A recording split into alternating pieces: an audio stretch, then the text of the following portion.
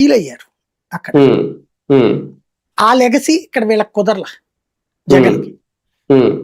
వివేకానంద రెడ్డి, రాజశేఖర్ రెడ్డి తరహాలో Avinash Reddy, Jaganmohan Reddy set అవ్వట్ల. Jagan project చేస్తున్నాడు అవినాష్ రెడ్డిని. అవినాష్ రెడ్డి చదువుకున్నాడు, వివేకానంద రెడ్డి మాసు, అవినాష్ రెడ్డి క్లాసు. అది సమస్య అవుతుంది. అవినాష్ రెడ్డి వివేకానంద రెడ్డి లాంటోడు కాదు, అది సమస్య అవుతుంది అక్కడ. అంటే జగన్ లేకపోయినా నియోజకవర్గాన్ని నడిపించే సరైన నాయకుడు జగన్ వెంట లేడు. ఉన్నా సరే చేయలేకపోతున్నాడు ఆయన, అంతే. అది మైనస్ అవుతుంది, అంతే. సరే, ఒక రకంగా ఇదేమన్నా ఒక కీలక అడుగు అనుకోవచ్చా? నిజంగా రేపు ఉగాది తర్వాత ప్రజల్లోకి అన్ని నియోజకవర్గాలు తిరిగే ఆలోచన ఏమన్నా స్టార్ట్ చేస్తున్నారా జగన్?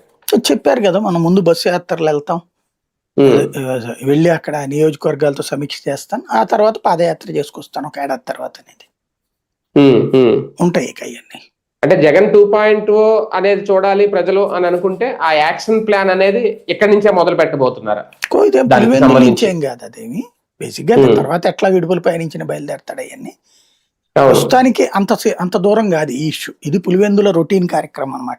ఇదివరకటికి మళ్ళీ కాకుండా నెలకు 2 నెలలకు ఒకసారి వెళ్ళి 3-4 రోజులు ఉంటున్నాడు అక్కడ.